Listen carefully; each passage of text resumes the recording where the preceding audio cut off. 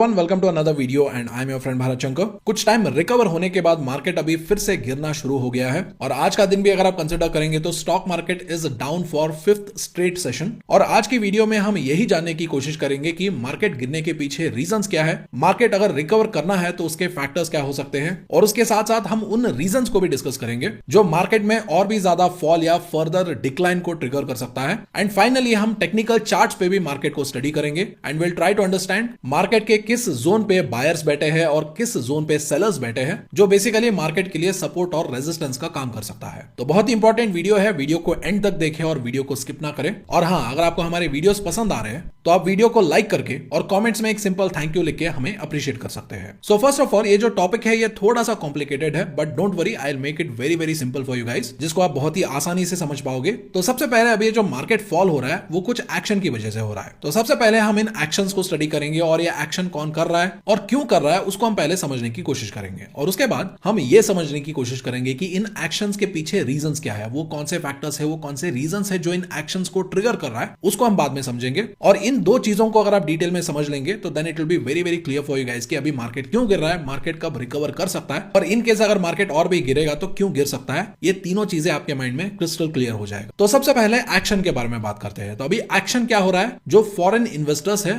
वो बहुत ज्यादा मार्केट में बेच रहे हैं। तो अभी यहां पर कुछ लोग बोलेंगे कि सर पहले भी ये जो एफआईएस है वो मार्केट में बेच रहे थे, वो तो कई महीनों से हमारे मार्केट में बेच ही रहे हैं। So what is special about it? So I tell you, जब पहले एफआईएस बेच रहे थे तो उस टाइम जो डीआईएस है यानी जो हमारे डोमेस्टिक इंस्टीट्यूशनल इन्वेस्टर्स है वो उस सेलिंग को एब्जॉर्ब भी कर रहे थे, यानी वो खरीद रहे थे। यानी अगर एफआईएस ने अगर ₹1 का माल बेचा तो वो पहले ₹5, ₹6, ₹10 के माल खरीद रहे थे, जिसकी वजह से मार्केट में डिमांड था। लेकिन अभी क्या हो रहा है, जितना एफआईएस बेच रहे हैं उतना डीआईएस एब्जॉर्ब नहीं कर पा रहे हैं। क्योंकि अगर आप लास्ट 2 मंथ्स का डेटा देखेंगे तो अक्टूबर में जितना एफआईएस ने बेचा था डीआईएस ने उससे कम खरीदा था, और सिमिलर सिचुएशन आप नवंबर में भी देख सकते हैं। लेकिन वही अगर आप इससे पहले का डेटा देखेंगे तो एफआईएस अगर खरीद रहे हैं तो डीआईएस उससे 2 गुना, 3 गुना, 4 गुना, 5 गुना खरीद रहे थे, और वही एफआईएस ने बेचा तो उससे कहीं ज्यादा डीआईएस बाय कर रहे थे। लेकिन अभी डीआईएस का जो बाइंग स्ट्रेंथ है वो धीरे धीरे कम होता नजर आ रहा है, और लास्ट 4 डेज में भी आप यही देख सकते हो कि जितना एफआईएस बेच रहे हैं उतना डीआईएस खरीद नहीं पा रहा है। और अभी यहां पर एक ऑटोमेटिक सा सवाल यह आएगा कि डीआईएस का बाइंग स्ट्रेंथ क्यों कम होता जा रहा है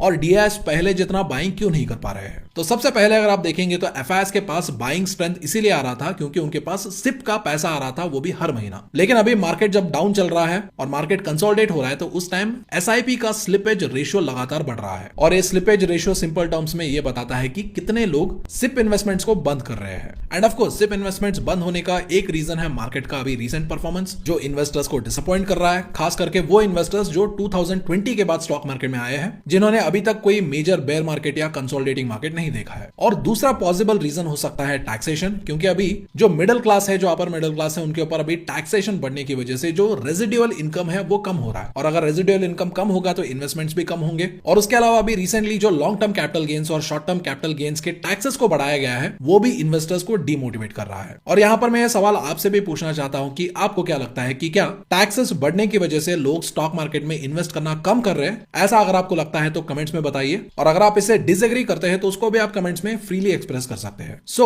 अभी हमने समझा एक्शन जिसकी वजह से स्टॉक मार्केट में गिरावट हो रहा है। तो अभी हम समझने की कोशिश करेंगे कि इन एक्शंस को ट्रिगर करने वाले रीजंस क्या है, और ये जो रीजंस है these are very very important, क्योंकि यही रीजंस आपको ये बताएंगे कि मार्केट में फिर से रिकवरी कब हो सकता है, और इन केस अगर मार्केट में फिर से गिरावट होगा तो वो क्यों हो सकता है। और हाँ, आगे बढ़ने से पहले एक बहुत ही important update learning community members के लिए है। आज एक बहुत ही इंपॉर्टेंट वीडियो रिलीज होने वाला है, सो मेक श्योर आप उस वीडियो को बहुत अच्छे से स्टडी करें। और कल हमने एक बहुत ही इंपॉर्टेंट पोस्ट सेक्टर्स के रिलेटेड डाला था, तो उस पोस्ट को भी जाके जरूर चेक करें। और अगर किसी ने अभी तक लर्निंग कम्युनिटी ज्वाइन नहीं किया है तो मैं आपको एनकरेज करूंगा कि आप लर्निंग कम्युनिटी को 1 महीने के लिए ज्वाइन करके ट्राई कर सकते हैं, और आपको खुद ही ये पता चल जाएगा कि वहां से आपको क्या वैल्यू मिल रहा है and how it can help you. और आप ज्वाइन बटन के ऊपर क्लिक करके कम्युनिटी ज्वाइन कर सकते हैं, और ज्वाइनिंग लिंक आपके रेफरेंस के लिए मैंने पिंड कमेंट और डिस्क्रिप्शन में भी दे दिया है। और हाँ, ये कम्युनिटी टेलीग्राम पे भी है, और इसको फ्री में कैसे ज्वाइन करना है उसका इन्फॉर्मेशन आप व्हाट्सएप चैट सपोर्ट पे पूछ सकते हो। So now coming back to the topic, अभी ये जो एफआईएस का सेलिंग एक्शन हो रहा है उसके पीछे रीजंस क्या है उन्हें वन बाय वन डिस्कस करते हैं। तो सबसे पहला रीजन है रुपी डिप्रिसिएशन। और इस चार्ट में आप देख सकते हैं कि लास्ट 5 इयर्स में रुपी किस तरीके से डॉलर के कंपैरिजन में डिप्रिशिएट हुआ है। तो अभी $1 अराउंड 85 रुपीज के आसपास है। तो अभी यहां पर एक ऑब्वियस सा सवाल आएगा कि ये जो रुपी डिप्रिसिएशन है ये तो बहुत लंबे टाइम से चल रहा है, अभी इसका क्या सिग्निफिकेंस है। तो इस सिग्निफिकेंस को अगर आप सही मायने में समझना चाहते हो तो सबसे पहले आपको यह समझना होगा कि ये जो रुपी डिप्रिशिएट होता है ये एफआईएस के बाइंग और सेलिंग को कैसे इन्फ्लुएंस करता है, सबसे पहले आपको उसे समझना होगा। And that I will explain you with a very very simple example. तो अभी मान लीजिए $1 का वैल्यू अराउंड 70 रुपीज के आसपास है। तो अभी अगर कोई एफआईआई हमारे मार्केट में इन्वेस्ट करने आएगा तो वो पहले $1 को 70 रुपीज में कन्वर्ट करेगा और उस 70 रुपीज को वो हमारे स्टॉक मार्केट में इन्वेस्ट करेगा। और वहां पर अगर मान लीजिए एक्सपेक्टेड रिटर्न्स 20% है तो एट द एंड ऑफ इस इन्वेस्टमेंट साइकिल उसके पास टोटल कैपिटल कितना होगा, उसका 70 रुपीज इन्वेस्टमेंट प्लस 20% रिटर्न्स यानी 14 rupees returns which is equals to 84 rupees. यानी इफेक्टिवली उसने इंडियन स्टॉक मार्केट में अराउंड 20% का रिटर्न्स कमाया। लेकिन अभी अगर मान लीजिए $1 का वैल्यू अगर 85 रुपीज के आसपास पहुंच जाता है और उस टाइम पे अगर ये एफआईआई अपने पैसों को रुपी से डॉलर्स में कन्वर्ट करके घर ले जाना चाहे तब क्या होगा,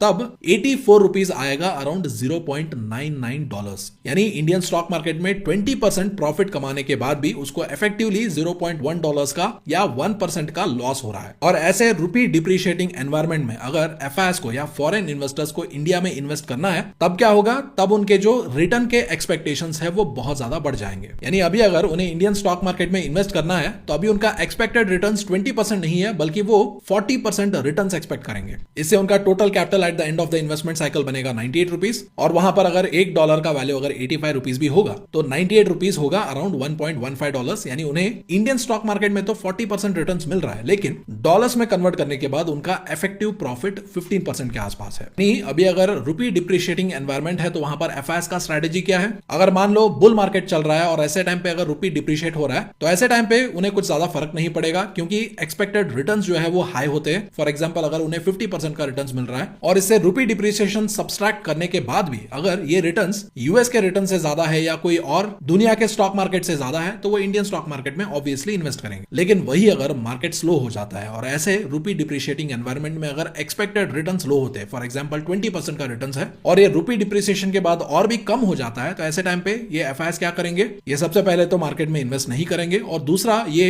एग्जिस्टिंग इन्वेस्टमेंट्स भी बेच के प्रॉफिट्स बुक कर सकते हैं। और प्रेजेंट सिचुएशन में अभी हम ये दूसरा सिनेरियो फेस कर रहे हैं जहां पर रुपी डिप्रिशिएट होने की वजह से FIIs are selling their investments and exiting the Indian markets. तो अभी ये सुनने के बाद एक बहुत ही ऑब्वियस सा सवाल सबके माइंड में ये जरूर आएगा कि अगर रुपी डिप्रिशिएट हो रहा है डॉलर के कंपैरिजन में तो आरबीआई कुछ कर क्यों नहीं रहा है और हमारा गवर्नमेंट रुपी को स्ट्रेंथन करने के लिए स्टेप्स क्यों नहीं ले रहा है। तो देखिए, ये बोलने के लिए तो बहुत सिंपल है लेकिन ये करने में बहुत ही ज्यादा कॉम्प्लिकेटेड है क्योंकि यूएसए ने ग्लोबल ट्रेड में डॉलर को इस तरीके से पोजीशन करके रखा है कि इंडिया यहां पर कुछ करे ना करे, अगर यूएस कुछ करेगा तो उससे हमारा रुपी डिप्रिशिएट होगा और इसके बारे में हम शॉर्ट टर्म में कुछ कर भी नहीं सकते हैं। Let me explain that. और अभी ये जो मैं एक्सप्लेनेशन आपको देने वाला हूं that is a very crucial and very important macro economic factor जो मेरे ओपिनियन के अकॉर्डिंग हर स्टॉक मार्केट इन्वेस्टर को पता होना चाहिए। तो इसीलिए अभी मैं जो समझाने जा रहा हूं उसको थोड़ा ध्यान से सुनिए and try to understand what I am trying to convey. So अभी रिसेंटली क्या हुआ, यूएस फेड का मीटिंग हुआ और यूएस फेड ने वहां पर क्या बोला कि वो 25 बेसिस पॉइंट का इंटरेस्ट रेट कट करेंगे और उन्होंने वहां पर यह भी इंडिकेशन दिया कि आगे यानी आने वाले महीनों में इंटरेस्ट रेट का जो कट है वो और भी कम हो जाएंगे या वो इंटरेस्ट रेट कट को बहुत हद तक रिड्यूस कर देंगे। और ये जो यूएसए का फेड जो ऐसे इंटरेस्ट रेट कट्स करता है, पॉलिसीज लाता है, तो उसमें जब फेड एग्रेसिवली इंटरेस्ट रेट्स को कट करता है, पॉलिसीज को ज्यादा लीनियंट बनाता है, इजी गोइंग बनाता है, तो इससे बिजनेसेस खुश है, जनता खुश है। ऐसे फेड के स्टांस को डोविश बुलाया जाता है। And on the other hand अगर यूएस फेड अपने पॉलिसीज को और ज्यादा कड़क बना रहा है, इंटरेस्ट रेट को लीनियंटली कट नहीं कर रहा है, इंटरेस्ट रेट को टाइट रख रहा है, हायर लेवल पे रख रहा है और इकोनॉमी में जो इन्फ्लेशन वगैरह है उससे फाइट करने के लिए जो फाइटिंग स्टैंस लेता है उसको हॉकिश स्टैंस बुलाया जाता है। और जब भी यूएस फेड हॉकिश स्टैंस लेता है तो उस टाइम क्या होता है, उस टाइम डॉलर बहुत ज्यादा मजबूत होता है, डॉलर का स्ट्रेंथ बढ़ता है और डॉलर का स्ट्रेंथ बढ़ना यानी जो बाकी के करेंसीज है वो डॉलर के कंपैरिजन में कमजोर हो जाते हैं, जैसे कि अभी हमारा रुपी कमजोर हो रहा है। तो अभी अगर रुपी कमजोर होगा तो जो हमारे मार्केट में जो रिस्की एसेट्स है या हायर वैल्यूएशन में जो एसेट्स है जैसे कि हमारा स्टॉक मार्केट हो गया, वहां पर वीकनेस बढ़ेगा बिकॉज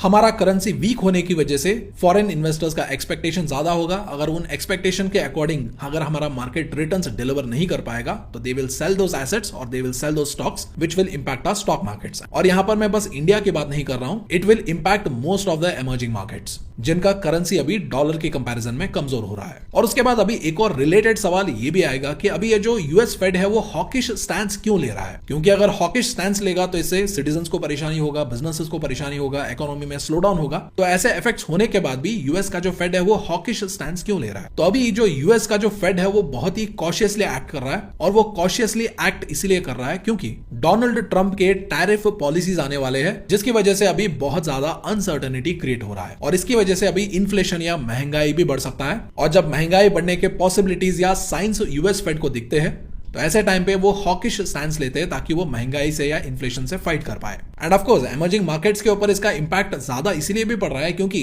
बहुत सारे इमर्जिंग मार्केट्स ने प्रीमेच्योरली रेट कट के एक्सपेक्टेशंस को अपने प्राइस में या अपने वैल्यूएशन में फैक्टर इन कर लिया था। यानी आने वाले टाइम में यूएसए जो है वो रेट कट करेगा ऐसा अज्यूम करके ऑलरेडी मार्केट्स ऊपर भाग चुके थे, और ये जो रेट कट के एक्सपेक्टेशंस है ये डोनाल्ड ट्रंप के नए पॉलिसीज की वजह से इंपैक्ट हो सकते हैं, और यूएस फेड का जो डोविश स्टैंस है वो हॉकिश स्टैंस में बदल सकता है। ऐसा इमर्जिंग मार्केट्स ने एंटिसिपेट नहीं किया था। और अभी भी अगर आप देखेंगे तो डोनाल्ड ट्रंप के जो नए पॉलिसीज आएंगे उसका इंपैक्ट इन्फ्लेशन के ऊपर क्या पड़ेगा दैट इज स्टिल अननोन। और उसके अलावा ये भी एक्सपेक्ट किया जा रहा है कि यूएस का जो फेड है वो इंटरेस्ट रेट कट को जनवरी 2025 से पॉज भी कर सकता है डिपेंडिंग ऑन द इन्फ्लेशन ट्रांजैक्टरी, यानी महंगाई कितना बढ़ रहा है उसके बेसिस पे वो डिसीजन ले सकता है। एंड ऑल्सो ये भी एक्सपेक्ट किया जा रहा है कि फॉर 2025 इंटरेस्ट रेट कट का जो साइकिल है वो शैलो हो सकता है, ऐसा एक्सपेक्ट किया जा रहा है, या बहुत कम हो सकता है ऐसा एक्सपेक्ट किया जा रहा है। तो इन्हीं सारे रीजंस की वजह से अभी यूएस का जो डॉलर है वो स्ट्रांग हो रहा है, which is exerting pressure on emerging market currencies जैसे कि इंडिया। और इस सिचुएशन के रिलेटेड आरबीआई कुछ कर भी नहीं सकता है,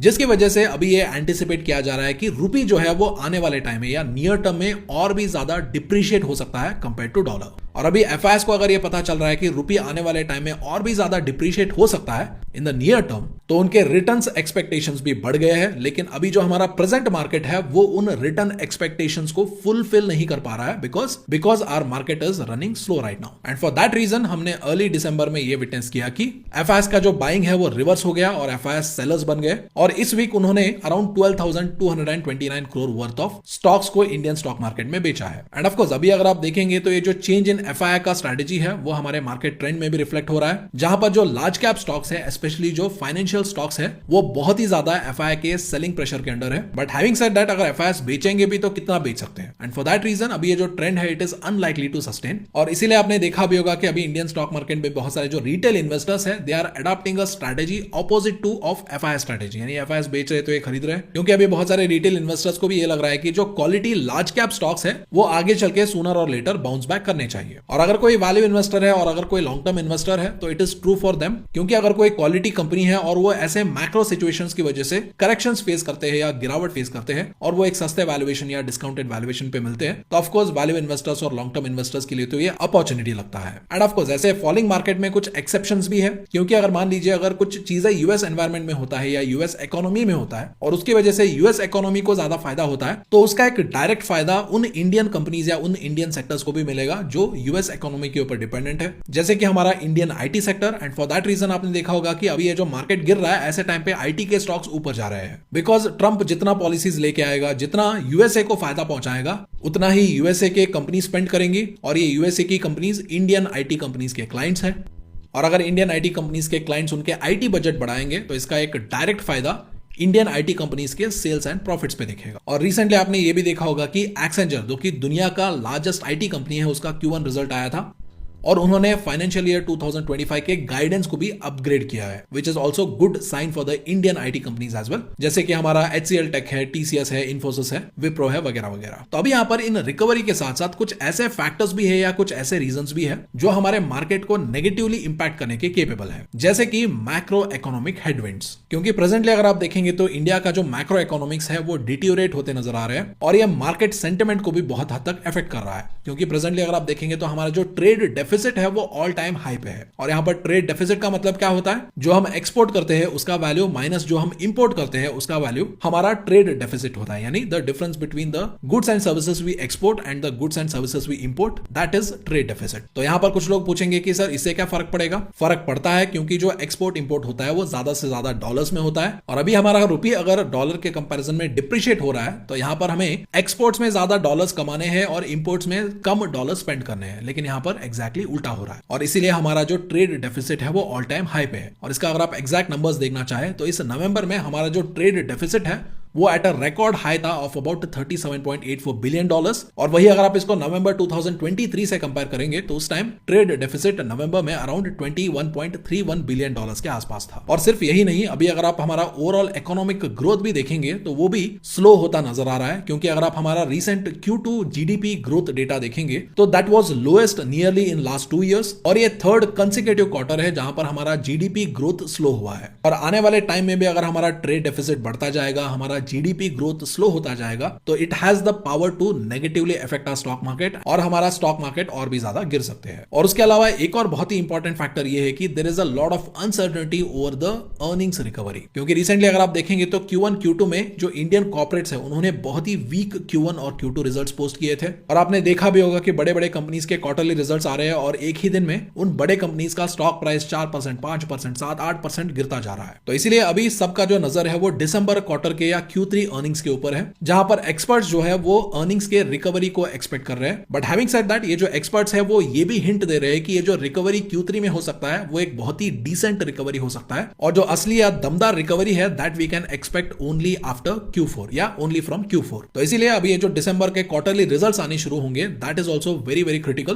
क्योंकि वहां पर भी अगर रिजल्ट्स खराब आएंगे, रिकवरी बहुत माइनर दिखेगा, तो जिस वैल्यूएशन पे अभी हमारा स्टॉक मार्केट है उसके बेसिस पे investors might not take it positively, जिसकी वजह से हो सकता है खराब Q3 रिजल्ट्स अगर आएंगे तो मार्केट में और भी गिरावट होने के चांसेस है। But having said that, according to experts, अगर Q4 से अच्छा रिकवरी होना शुरू होगा तब ये भी पॉसिबल है कि जो बीटन डाउन अच्छे स्टॉक्स हैं जो इस सिचुएशन की वजह से गिरे हैं उनमें बहुत अच्छा और बहुत शार्प रिकवरी भी हो सकता है, दैट इज ऑल्सो पॉसिबल। और इसी रीजन की वजह से अभी बहुत सारे जो रिटेल इन्वेस्टर्स है इस मौके का वो फायदा उठा रहे हैं, और जो अच्छे स्टॉक्स है, जो क्वालिटी स्टॉक्स है जिसमें वो लॉन्ग टर्म इन्वेस्टमेंट करना चाह रहे हैं, तो वो ऐसे डिस्काउंटेड एनवायरमेंट का फायदा उठा रहे हैं। तो अभी इसके बाद देखेंगे कि मार्केट अभी टेक्निकल लेवल पे किस तरीके से पोजीशनड है, और बायर्स कहां पर बैठे हैं और सेलर्स कहां पर बैठे हैं। तो ये देखिए, ये चार्ट हम बहुत पहले से डिस्कस कर रहे हैं, जब मार्केट में गिरावट शुरू हुआ था तब से लेके अब तक हम इसी चार्ट को डिस्कस कर रहे हैं। तो यहां पर क्या हुआ, जब मार्केट गिरा तो उसने पहले सपोर्ट को हिट किया, उसके बाद दूसरे सपोर्ट, और उसके बाद तीसरे सपोर्ट को जब मार्केट ने हिट किया तो वहां से रिकवरी शुरू हुआ। और इसके बाद जो पहले सपोर्ट का काम कर रहा था अभी वो रेजिस्टेंस का काम कर रहा था, तो पहले इसने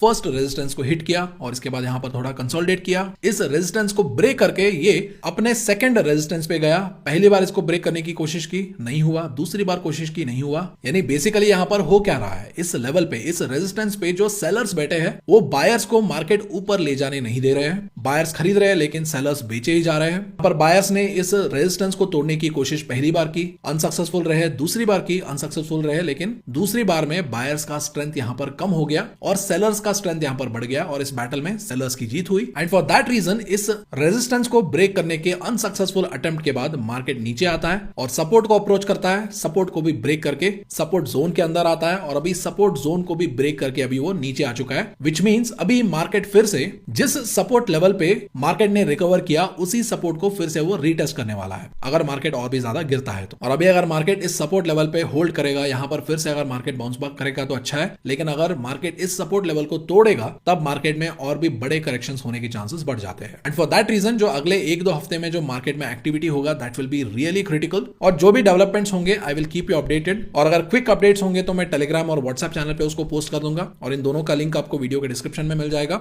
और वही अगर लंबा अपडेट होगा तो I make sure I make a detailed video on it. So I hope आज का वीडियो आपको इन्फॉर्मेटिव लगा होगा। अगर इन्फॉर्मेशन पसंद आए तो वीडियो को लाइक करें और चैनल को सब्सक्राइब करें। So thank you so much for watching. I will see you in the next video.